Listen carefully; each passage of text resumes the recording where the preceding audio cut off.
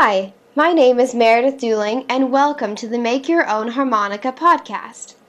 Today we will be learning about the history of the harmonica, and we'll make our own harmonica.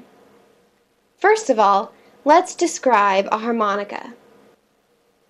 A harmonica is a rectangular, handheld instrument with holes, or reeds. It can be made of wood, plastic, or metal, or a combination of these. A harmonica is played by blowing air through or sucking air into the holes and covering up the other holes with the tongue. To reach other holes on the harmonica, it is simply moved back and forth with the hands. Now that we know what a harmonica is, let's talk about its history and how it originated. The first harmonica-like instrument originated in China and was called the shang. Through various experiments with the shang, the harmonica was created, and in about 1777, the harmonica made its way to Europe. The inventor of the harmonica is unknown, but one of the first patents made on the instrument was by George Anton Reinlin in February of 1824. In the beginning, harmonicas were made from wood and brass, but as technology increased, plastic and metal were also used. Let's take a look at some real harmonicas. Here are two different harmonicas, one made of wood and one made of metal and plastic. Both were made in Germany by the Hohner Company, as you can see by the front of the harmonica that says Hohner. If you tip the harmonica on its side, you can see the reeds, the holes that you blow air into or suck air out of to make the sound come out of the harmonica. At first, harmonicas were thought of as children's toys and solely marketed to children. However, in later years, adults began to use harmonicas for their own private enjoyment or for household entertainment at parties. Because of the harmonica's many benefits, it soon became popular all over the world. It was cheap, small, portable, easy to play, and required no tuning. In addition, almost anyone could play the harmonica because it required little musical training. In the 1920s, the harmonica industry was monopolized or taken over by the German harmonica industry, which sold 50 million harmonicas in 1 year. The majority of them, 22.8 million, were exported right here to the United States. But many other shipments were sent to countries in every corner of the world. This means that for approximately every 4 people in the U.S., one of them owned a harmonica. Now let's watch a short clip of my grandmother playing the harmonica. Watch how she exhales and inhales through the harmonica and slides it back and forth to reach different notes.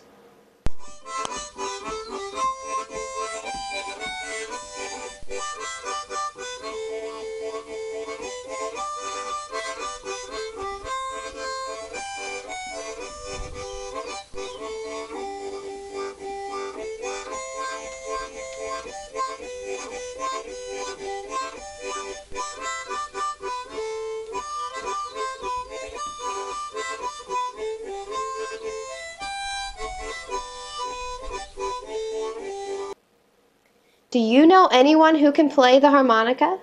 The next time you visit your grandparents, ask them if they know how to play one, although they might know the instrument by its old-fashioned name, the French harp. Before we talk any more about the harmonica's history, let's make our own harmonica. Now this homemade harmonica won't be quite like a real one, but it is similar in shape and size. First we'll need to gather a comb and some tissue paper. Once you have the comb and tissue paper, all you have to do is wrap the tissue paper around the comb. It's as easy as that. To play your harmonica, just put your lips over the teeth of the comb and hum.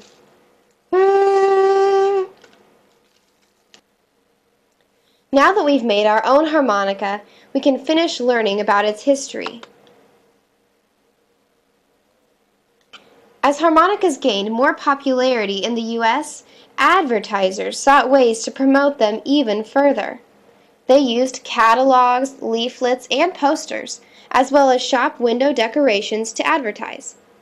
In addition, traveling harmonica instructors visited schools, youth groups, and scout camps to teach children how to play the instrument.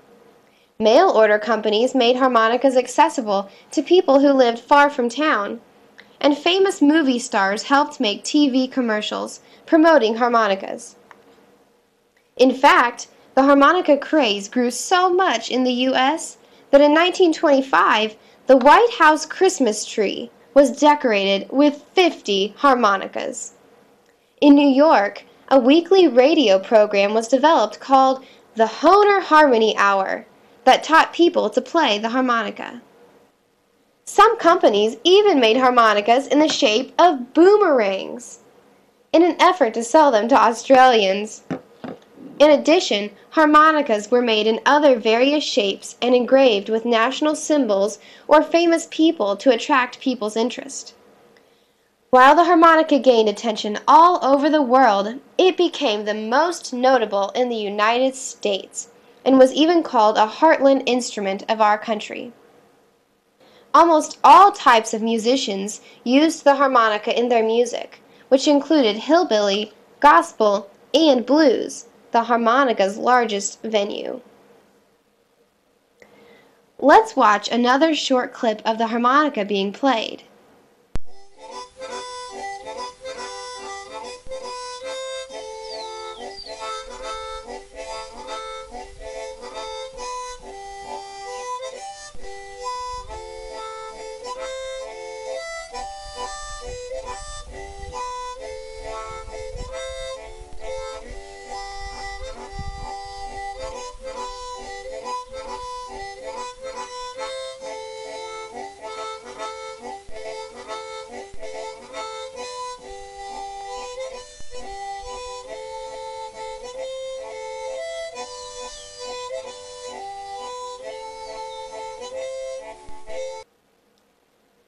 While the harmonica was a popular instrument in the United States, it was never accepted by the Musicians' Union, which would not admit harmonica players.